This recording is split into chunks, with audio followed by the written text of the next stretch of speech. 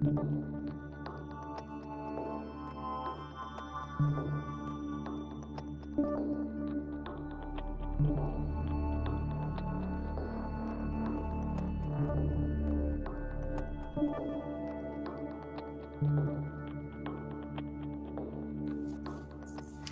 guys, welcome back to the Ghost and Friends channel. I'm your host, Ghost of Texas Football at 40 Acre Vibes, Twitter, TikTok, Instagram, all the fun stuff.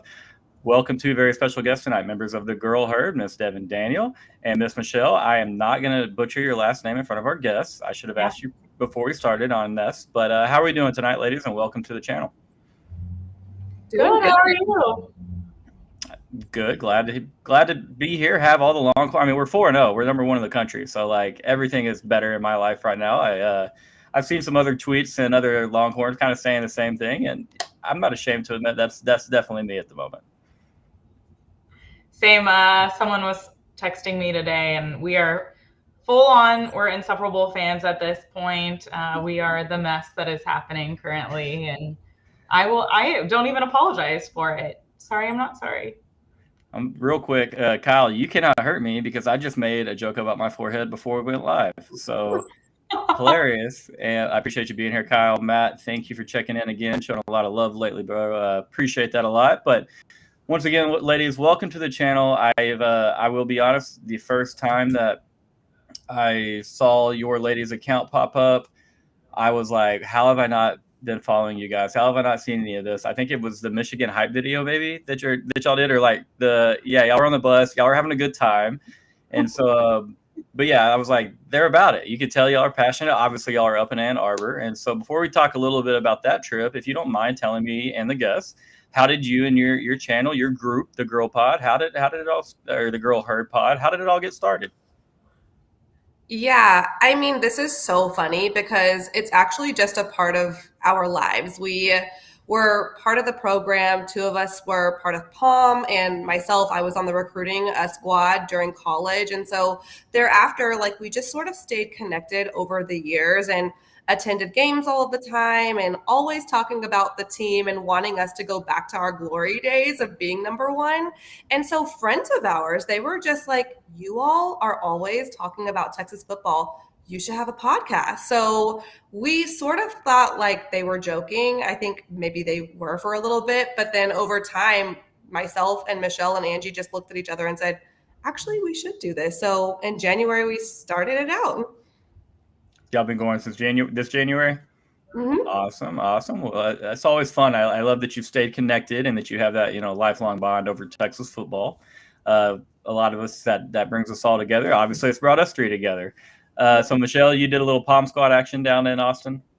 I did, yes. I was in, we had the glory days, Colt McCoy era. So we had a lot of fun and got to enjoy some cheering for a fantastic football team. So, but yeah, did it a couple years in college and had the best time and haven't quieted my Texas Longhorn cheering since. Are you down there at, I guess you said the Terrace Club is where y'all sitting. Are you over there like still going through routines even here in the year of 2024 game days? Oh yeah, Devin and I last season actually. So they do a reunion about every other year. We'll see how it changes with SEC, but I was able to get to go and cheer. We do the, after third quarter you do Wabash. So we actually got to be a part of that last year, and I made Devin come be my +1 and go around to all the events and see our craziness and practice. So teach her a routine or three, Yeah, exactly. Yeah. She's for sure an honorary member, no questions. Well, what was it like? I mean, you're on the field, like you said. You watched a lot of Colt McCoy back then. Obviously, that was the guy from 06 to 09. Program we were used to winning at the time. I'll say that. We kind of didn't know what the other side of that really felt like. So yeah, what was it like just going out there? You probably expected to watch Texas win almost every single game they played. Yeah, we talk a lot now about, like we've said on some of our pods, like what we like our screens to be and how we like the game day atmosphere to be. Obviously back then, game day atmosphere was very different. It's come a long way. We talk about fair weather fans. And so yes, like being on the field, you want people to scream, you want to yell. I would love to just go down there and do it one more time and see how these fans are today and how the life is for game day atmosphere today. But it was, I mean, honestly, walking into a stadium with 100,000+ fans and getting to watch our guys front row on the field itself was great. Let me ask you this. It's a question that we talked about on the timeline a good bit. What's the loudest experience that you had down on the field at DKR? Yeah, I mean, my go-to would be like probably my first game, because then after that it starts like getting you're like, okay, I'm not used to it. I don't think you ever get used to it, but Right. it's a little different. But I think game day today, I think our stadium is much louder, and I think we're hungrier and we want it. So It is a. Oh, I was gonna say, do you remember, Michelle, what your first game was? Like, no, who you were playing? It would have been 06-07 season. Okay, because I was gonna say, for myself, like coming into UT as a freshman and attending the games, we played Ohio State at DKR my freshman year. It was not a good game for us, but I don't know about loudness, but just the idea of like that type of atmosphere. That was my first time really getting a taste of like playing a top ranked team like that at our stadium. And I was like, whoa, this is insane. Well, I feel like this year, like the A&M UT rival hits different, because I got cheered during that time when we were playing, and I was there when they tried to take Cole out, and I was on the field, and I remember watching that. So now, like, anytime someone wants to say something, I'm like, they're little pro, but I still have a bit of a vengeance for them. Yeah, I think that's a completely appropriate, feeling to have towards those guys over there. Shout out to the legend CB. Had a great tweet the other day, bro. Appreciate, congrats on that. Like, pretty crazy. Showing a Longhorn Twitter legend some love. But I'm a nerd, and if you say your first season was the 2006 season or the 06-07 school year, that first game would have been Colt McCoy against the North Texas Mean Green, if I'm not mistaken. No, it was, but like that was her first game. You're saying, I was like, yes, yeah. Ohio State was the next week, and yes, so exactly. which was just absolutely insane environment. It was cool because that's the first year that the north end zone they pushed in the seating, and so it was right on top of the field compared to in 05. We've got like a 60-70 yard separation back there between the end zone and the stand. It was kind of a weird setup, but I gave cheerleaders and the Palm squad a lot of room to operate, so. Yeah, well, my first year we did the end zone, and then we moved to like the sides that they do today. I mean, I like the setup. I will agree with you that the game day atmosphere right now is electric. It's a lot different than when I was growing up in DKR.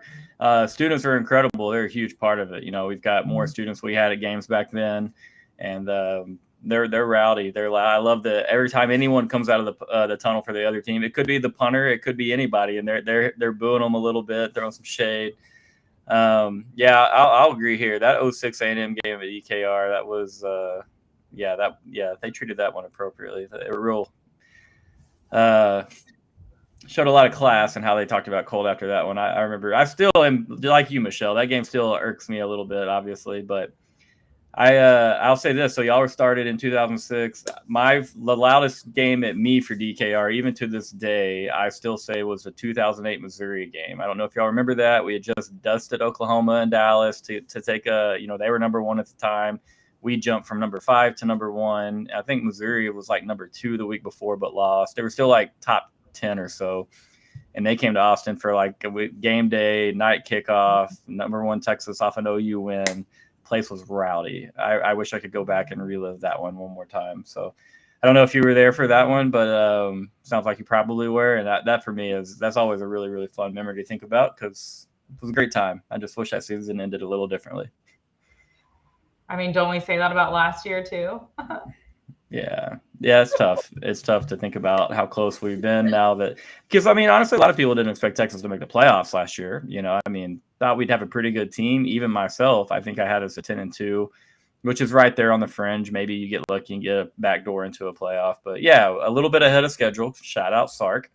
Definitely feel like we should have won the Washington game, but you got to hold on to the football and maybe stop Michael Penix at least one time somewhere in there.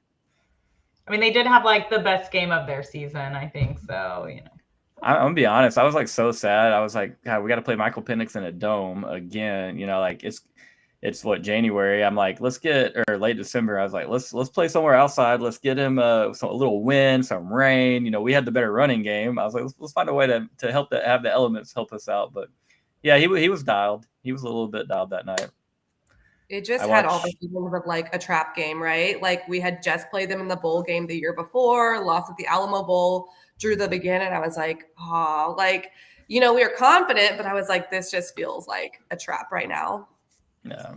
I mean, you're in the semifinals. It's natural to kind of look ahead to who you might see and play in the final, but definitely the overall consensus of Texas fans that we were pretty dang confident heading into that one. So I was right there a lot. I didn't think that we'd lose, to be honest. I had no question. I thought for sure we were ready to see, I don't know who, I mean, Bama, we wouldn't have minded seeing again and beat them in the Natty, but would have loved to see Michigan as well. I fully believe we could have beat that Michigan team. To have a national championship played in your home state would have been incredible. I mean, it would have been at least 70% Texas fans. You got to have some Michigan fans. You do sell their side tickets, but yeah, it would have been crazy. Home field advantage. But yeah, that was fun. I'm glad we recapped that and talked a little bit about that pain. It's necessary, because it makes you appreciate what we have here in 2024. And so far, ladies, I'm assuming you like what you see on the field, so tell me a couple things you like. And if there is anything that maybe concerns you or that you want to see more of or something done better, what would that be as well? I mean, I feel like it's the perfect time to be talking about this because we're opening our SEC play this weekend. So at the end of the day, I'm super happy with 4-0. I'm super happy with where we are, all aspects of the game. I think we're pretty locked in, and I think we're right where I thought we would be at this point in the season. But I think it's like we're back to 0-0. Like we're going into this new conference. We have a target on our back. Texas has a target on its back, whether it's SEC or whomever. And so I feel really confident going in, but I think every single week it's going to be a 1-0 situation again. And I think the season's hitting us like the timing's right. Like we've got Mississippi State, we're opening up with them, and then thankfully a little bye to regroup after that first flavor of SEC, and then hitting up those two our tougher games of the season with OU and Georgia. Well said. How about you, Michelle? Yeah, I mean, we talk about it a lot. We like a lot of things that we see. We're ready for it. I've always been a pro of having multiple quarterbacks. I think because the PTSD of the years that we went to school.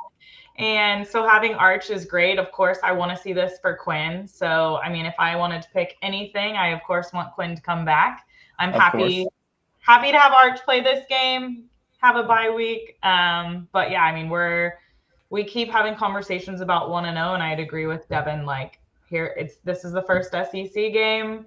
I like that our mindset of our whole team and how they keep saying that as well is 1-0. So let's do another one. And that's the thing. Yeah, as fans, it's so easy to be like, okay, you should beat this team, you should beat that team, you should beat that team. You got Georgia, you should beat Vanderbilt. It's so easy to get ahead, but that's why we're fans. We're allowed to do that. But the team seems very mission-led, very focused, 1 week at a time.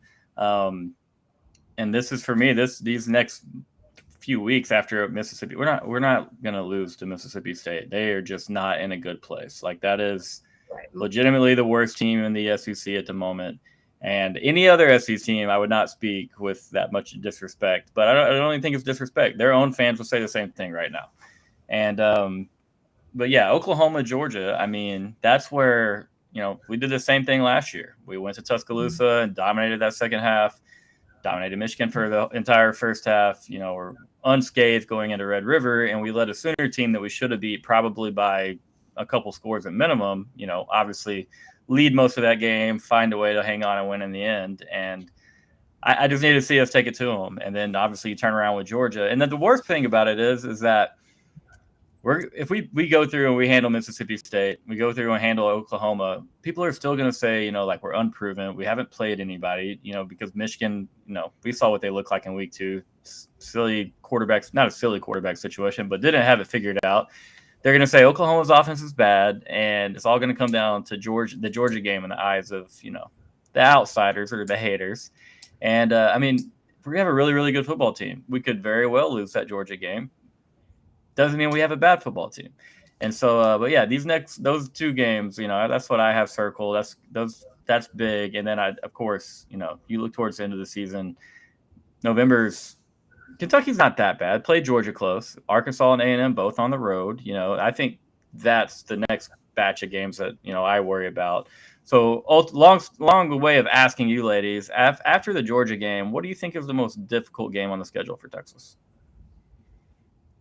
Wait, sorry, I was going to ask you. So if you had to pick one out of your conversation that you just had, because we talk about this a lot, if you were to lose, let's just say the first little patch, if we had to lose between OU or Georgia, Cord, who would it be? Georgia, 100 out of 100 times. I cannot stand losing to those guys in Dallas, and I don't ever want to do that again in life. They've owned me they've owned us in my lifetime, our lifetimes, and I'm sick of it. Like, it sucks.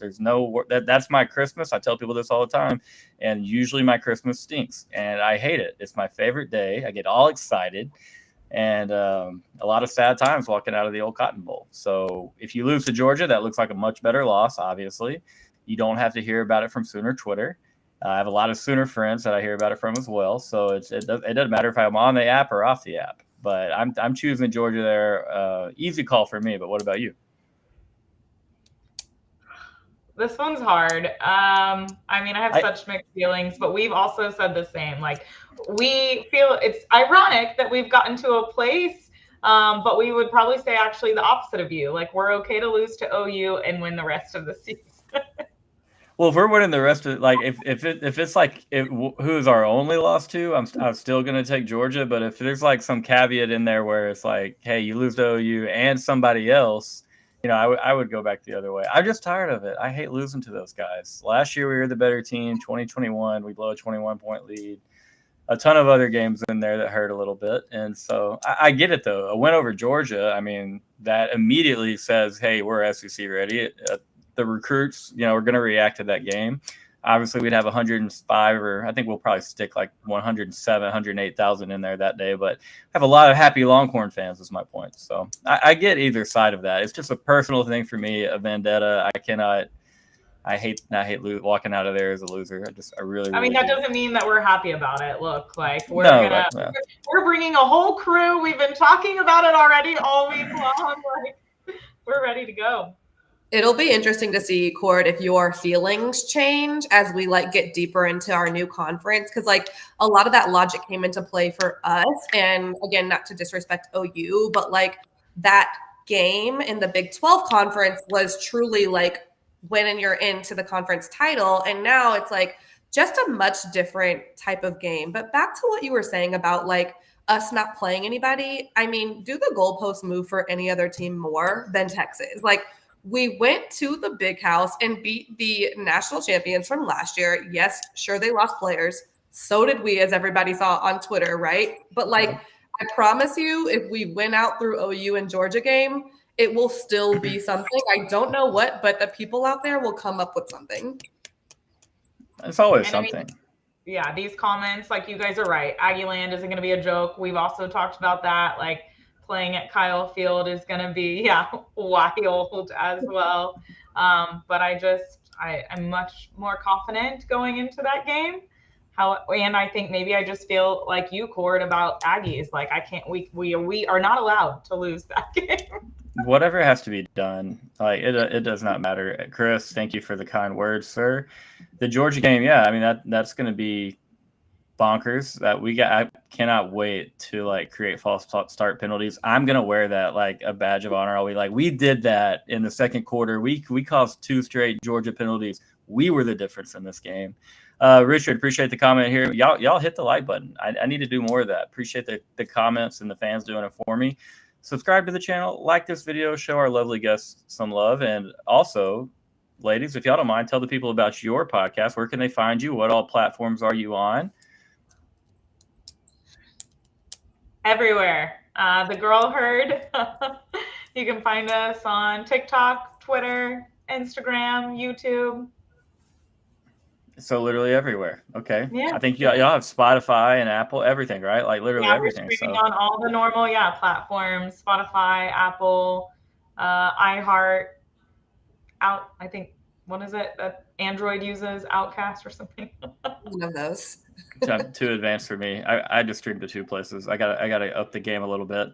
I will say this, Richard, if we lose to Arkansas or at Arkansas again, I might walk home from Fayetteville, brother. That the Arkansas, like, yeah, they did beat Auburn, but man, I just feel like we're a lot better than what Arkansas puts on the field. And at the same time, I get it. A little PTSD happens for us all, and they beat the brakes off of us in 2021 when we went up there.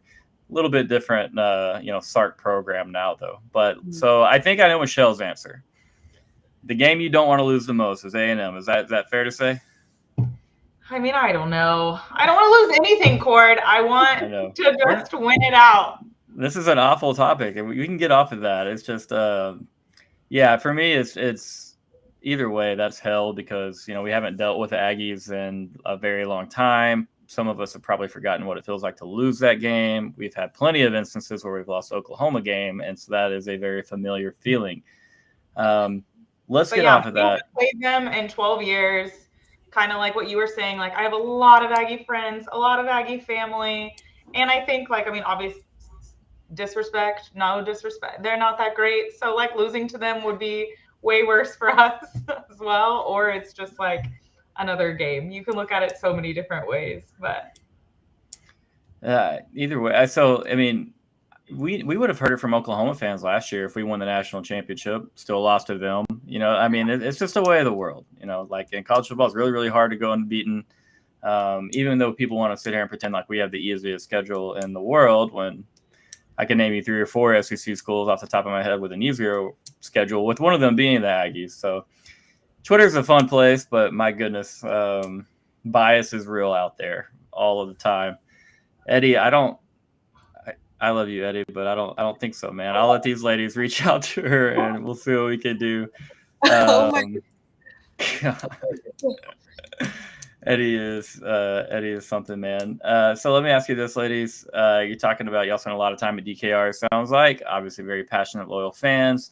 What did it feel like to go to Ann Arbor and kind of take over their stadium? You could hear Texas fans quite clearly from about the late in the first quarter on. It's kind of like a mini roar every time something happened for the Horns. So just, the overall experience up in Ann Arbor. How was the big house? I've been very, very sad that I missed that one. So go ahead and twist the knife a little bit, rub it in. Yeah, Cord, next time we're going to need you to make the trip because it was everything. And this is coming from 2 ladies who were also at T-Town last year for the Bama game too. So give you a little bit of flavor of like both experiences, but the big house was so fun. Your classic like Rose Bowl style stadium and their maze out was extremely intimidating. So shout out to them for that. And I think it was really smart, like Michelle mentioned, because you couldn't really see the orange on TV. Like people were texting me saying they couldn't tell, but like we could tell in person. And so the best part was just at the end, like Texas fans, it was like an unwritten rule to like not leave the stadium. And then you could see all of what was reported, 40,000 of us singing The Eyes of Texas so loudly. After that, we still weren't leaving. And so the band was pumping us up and doing the Texas chant, which was so awesome.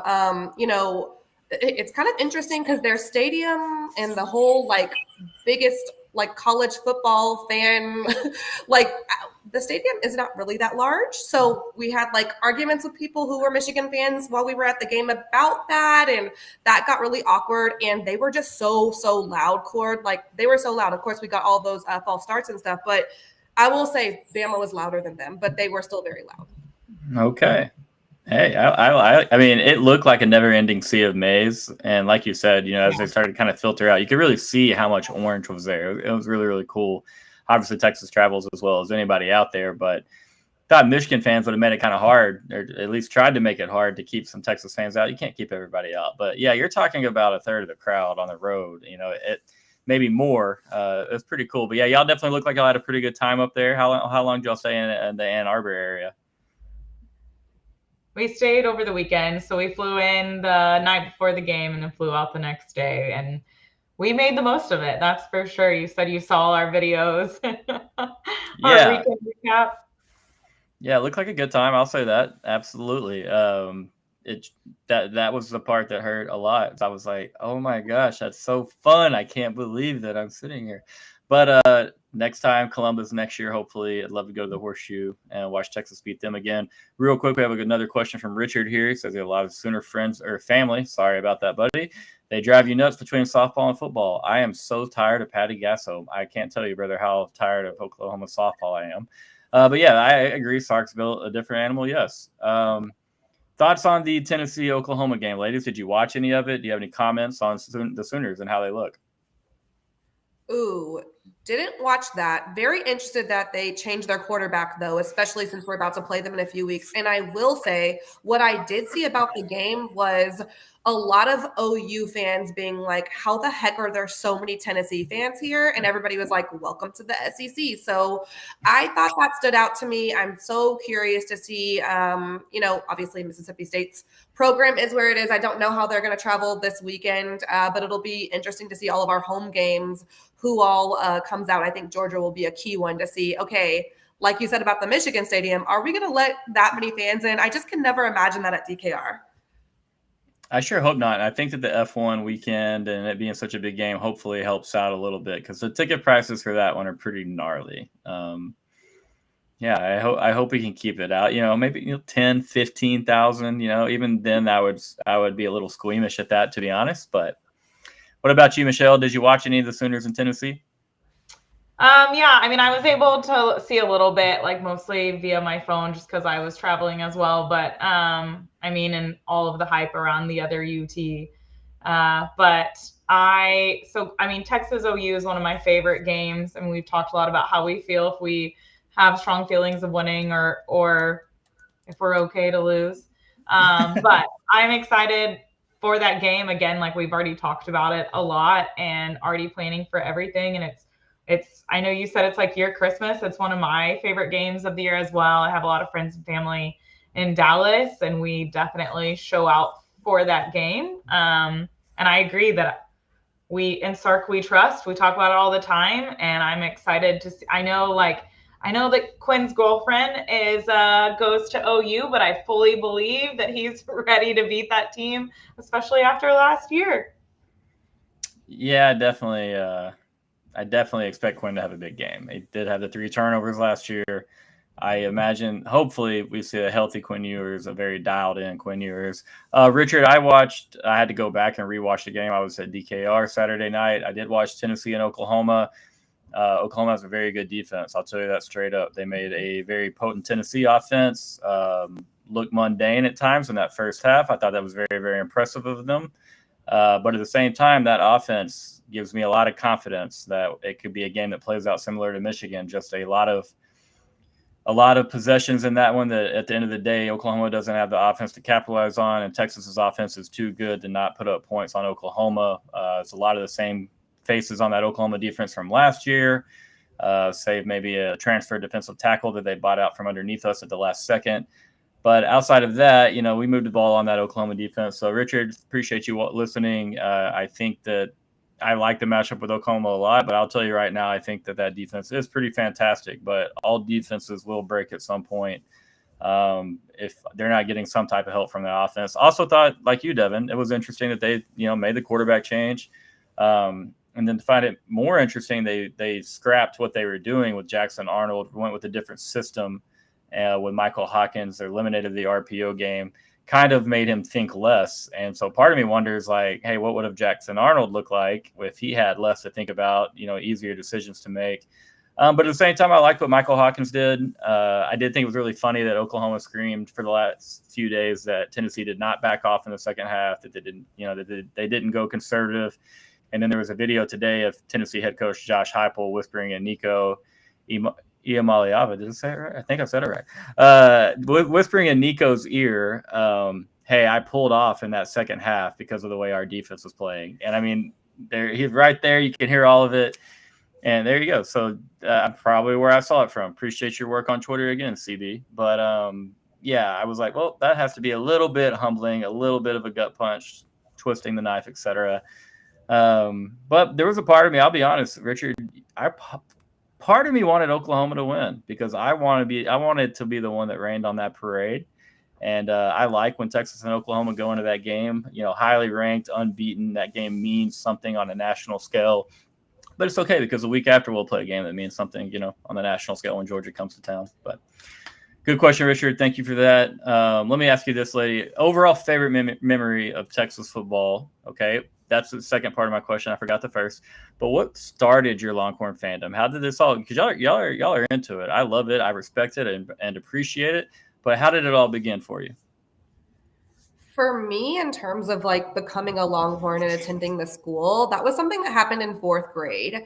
I remember distinctly like being in the hallway, sitting down with my class, and the students were just like, okay, you have to pick A&M or Texas. And I was like, Texas, like not even knowing anything about it. But ever since then, I've been a Longhorn at heart. And for me, I think like what kicked off my fandom was attending actually the University of Louisiana Lafayette game my senior year. I went to the game, so we had the old end zone and VY was playing.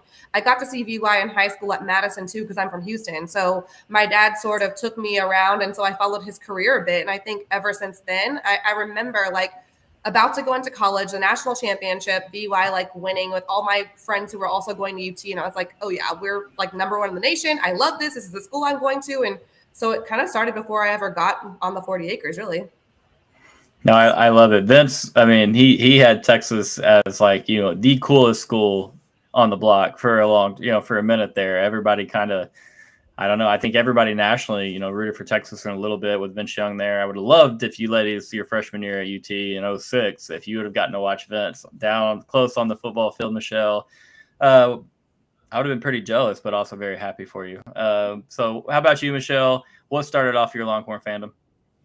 Yeah, so my mom is a huge sports fan. So I've grown up with watching all sorts of sports with her all my life. And so not any of my relatives, like my immediate family went to UT, and a lot of my high school actually was going to A&M, a lot of my friends. And so I really wasn't really into it either way. My mom went to Sam Houston, so saw a bunch of different things. And it wasn't really until my freshman year and then going in and realizing I wanted to be in Austin and then starting to follow the Longhorns. And now you can't convince me that I was ever not a Longhorn fan. And I was with some people last night, actually, went to an Astros game and had a lot of clients and friends there. And my mom said she didn't go to UT, and they were all shocked. Like, they were like, what? Your mom didn't go to UT? So that's how big of fans we are still today.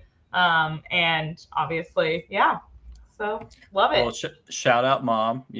I love, that she took care of your fandom, and you knew about it. And sports moms for me, I mean, that's awesome. My whole life is sports, and so I can imagine, you probably played a lot of different things, grew up, with that sports mindset. So love that for you. But now talk about favorite overall memories when it comes to Texas and Texas on the football field. Maybe it's not a game at DKR. Maybe you're watching at home with family, or maybe you're at a bar with friends, whatever it was. What do you have? Well, for me, for sure, with my senior year ending at the Rose Bowl with Colt going down, I swear Bama took our powers in that game. And like, that's why we've been down bad ever since. But last year, my favorite overall memory was going into Tuscaloosa and kind of not knowing what was going to happen, but being confident in our squad and just going in there, beating them decidedly by 10. And just, we followed our band. Our band like played all around their campus after the game. And me, Michelle, and Angie, the other lady in the girl herd, we followed behind the band just celebrating for the longest, and actually like lost track of time. And we were like, wait, we need to like go back to Birmingham. We need to find our bus. But that is by far, like, hands down, my favorite memory. That's as pure as it gets. I remember the band and a lot of TikToks, and they definitely flexed out there and old Bryant Denny after that game. Heard some really fun stories about Tuscaloosa, but following the band around in celebration, it's up there. What do you have, Michelle? Yeah, like every time we talk about this, I'm like, dang it, like mine's the sit. It was one of our favorite memories. We still talk about it, even having gone to Michigan. Amazing weekend. Tuscaloosa was just so much fun. Obviously getting that win and that victory. And now like we want to follow around the band all the time. I also so I'll say different. I mean, I've already said Texas and OU, like that game is one of my favorites, one of my favorite weekends. So to pick a different memory, I got to take my mom to her first Texas OU game when we were 0-5, and we beat Oklahoma that year. And so that was super fun and one of my favorite memories as well. Yeah, I'm right there with you. 2008, Texas beat Oklahoma in the Cotton Bowl. I watched it with my grandmother. It was incredible. She loves the Longhorns, and so yeah, I'm same line of thinking right there. Special to have some family around watching that. And it's also very special to go into Tuscaloosa and kind of kick the tide around for 4 hours. So that was kind of the moment, Devin, where it was like, hey, Texas is, we almost got them last year, but we went into their house and outscored them 21-0 in the fourth quarter. Like, people knew that Sark and Texas were, I'm not going to say the backward, but like, we're there. We're there. Now I'll ask you, courtesy of Mr. Richard, playing out, and to elaborate a little further, is it title or bust? Is it like, are you in the mindset like, hey, we need to win one playoff game, just keep trending? Like, what are your thoughts there? I'm ready to go to the Natty. Is there any question about this? I love it. I won't say it's title or bust, but I think we're more than capable of winning the SEC, getting a first round bye, winning a semifinal game, playing for a championship. Obviously, we get there, we're going to want to win like hell, and we'll be really, really sad if we don't. But you have to appreciate the upwards trajectory that Sark has a program on, and it's and it's a different year, and you have a lot more games. Like, I mean, there's going to be differences, of course, but where I want to see us, I want to see us back in that place, and I want to win that game, and I want to make it to the national championship. That's what I was going to say. I think every team is going to see a whole different feel this year with the extended season. And I think the differentiator that I've seen with Sark is how deep our team really is. We've already seen it with Arch having to go in. I think at the receiver set all spring, we were like, oh my goodness, how are we going to feed these players? And thankfully they're sharing the ball around, but also, hopefully we stay healthy. However, we've already had things happen and we haven't dropped off the production. So that's a difference maker that I see. And I know you kind of mentioned the easy schedule that they keep throwing around about us, but I do think between this year and next year, it's a really big window with the season that they did hand us. So I think we got to take care of business, and hopefully we'll see everybody in Atlanta on the 21st of January. Yeah, that would be an iconic setting. Texas fans would be there in abundance. The same things. Like, you don't know what all takes place the rest of the season, health-wise, game-wise. You never know. Assuming Texas is healthy, it feels like we have as good a shot as anyone to go win, or to go win it all. And it's a pretty cool place to be in. Definitely, it's been a while since I personally have, actually felt that way in a genuine manner. There's times I'm like, yeah, we beat Notre Dame at DKR under Charlie Strong. We're about to go win it all. It's just the fan in us, and so just can't be too hard on ourselves, because that was a pretty bad mistake there. Absolutely, Matt. And let me say this, man. I was telling the people over in Section 22 last week, or last Saturday in the ULM game, like, I try to watch Anthony Hill and just every snap he's on the field, because it feel like his freshman year, obviously, he's easing into his role as a pass rusher. Now he's got more responsibility, every down linebacker, and is doing a fantastic job. But this guy has a shot to be the best backer we've ever had at Texas. He's going to be here 3 years. It's not old days. He won't be here 4 years. So enjoy watching him every snap that you can. I am in all of this guy. Super great guy. After the game, he signed a couple things for my son and nephew, and was just very gracious with his time. Super appreciative, that they were there showing love and support towards him. And so shout out to Anthony Hill. Obviously, Colin Simmons is a monster. I can't imagine having to stand in front of that guy. There's just no way. I want no part of that. And it'll only get more embarrassing for some of these offensive tackles as Colin gets, bigger and gets used to the game speed, how things are done in the SEC, because once again, that's a true freshman out there cooking. So yeah, definitely special times. I mean, you could name a ton of players on this roster and be like, wow, they have been insanely impressive. Today I asked who through 4 games, you would consider to be the Texas overall MVP. I'm going to make it easier for you ladies. We're going to do one offensive MVP, one defensive MVP. Yes, we're just 1/3 of the way into the season, but it's a fun topic because we have a ton of guys that you can make an argument for. On my end, I'm going to go offense, Isaiah Bond, no doubt. Like just out there running routes, killing it. And I'm so happy that we were able to take him from Alabama and see him shine again among a very competitive receiver set. So he's been a standout for me on offense. And then on the defense side, I'm going to go Jahdae Barron. I love it. He's a team leader, and you can tell that. You know, I'm not saying he's the only team leader, but definitely one of the guys that stands out when you think about the guys leading the Longhorns. Jahdae Barron and Isaiah Bond, 2 fantastic choices. Who do you have, Michelle? There's no wrong answer here. Anyone you say, I'm like, that's awesome. It's a great pick because they are great picks. Well, and I think it goes back to what you were saying, right? Like, that's why we want it so bad. It's not like this, we're just Texas is back fans. Like, we have a good set of guys on both sides of the ball. And so we have the right, let's go. Like, we have the right structure. We have the right team. We have the right coaching staff. Like, that's why I want it. So, I mean, MVP and on either side of the ball, like, of course, I was mixed. I was going to say Isaiah as well. I'm a huge quarterback fan, so I love Quinn. Of course, he's missed a couple games, so but I think Arch is stepping in beautifully. So I would have to say QB would be my MVPs for the offensive side. And then defense, we've talked a lot about Colin Simmons, so I have to shout out what he's doing, especially as a true freshman, and agreed, I would not want to be anywhere near him. So I played quarterback in high school. I did not play on the offensive line, and there's a lot of reasons for that. I wouldn't want to do it. You could pay me to take 1 pass rep in protection against Colin Simmons. I don't care. It doesn't matter if he's wearing pads or not. Like I couldn't do it. Great choices. Colin's been incredible. Quarterback play has been great. Quinn absolutely ate Michigan up in that first half, threw for over 200 yards. Archives looked good. Made a couple mistakes, of course. Young player that doesn't have the experience at this level. But as that comes, I think we all know what will come with experience on Arch Manning. But great choices for myself personally. I shout out Anthony Hill. It's hard for me not to take that guy, but there's an argument to be made for several players on defense.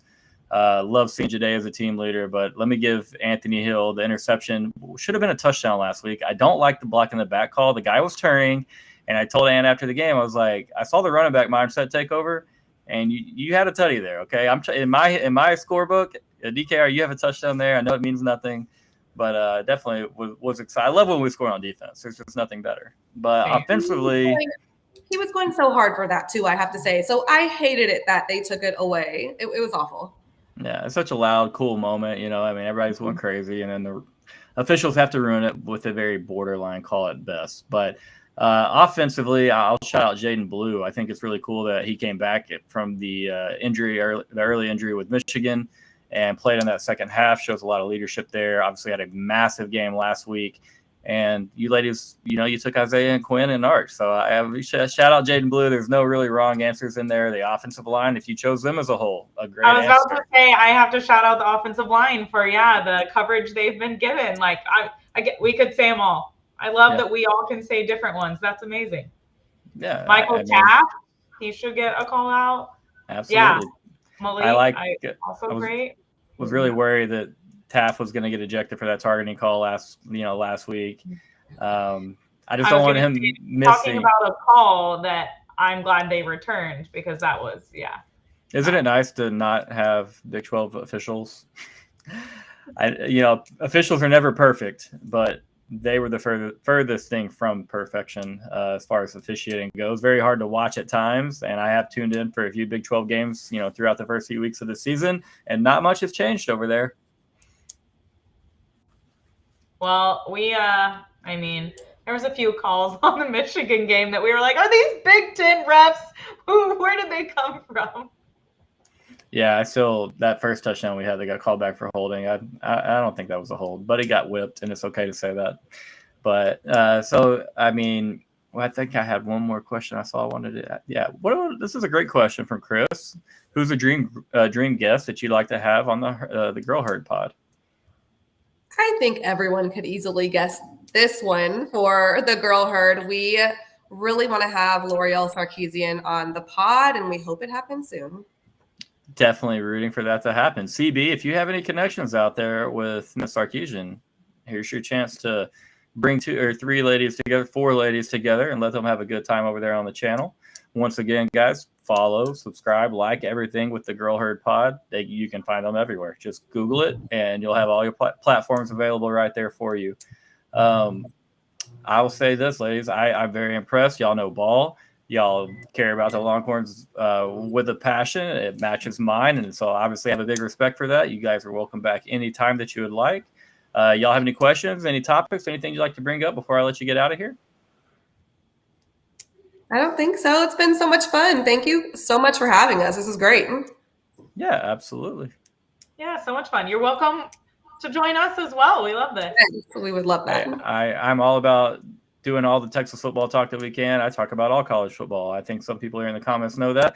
Got an Aggie, an all Aggie panel tomorrow. So I'll talk about it all. I just love college football. I love what it does for people. You talk about the connection that you ladies have and how that it's kept y'all going. And not that you wouldn't be the same way without it, but it's just another thing for y'all to talk about. And from the sound of it, you talk about it a lot. Chris, thank you for being here, man. You're always in there staying active in the chat, man. It really helps us out. But yeah, guys, go like and subscribe to their things, or like their videos, subscribe to their channel, subscribe to everywhere.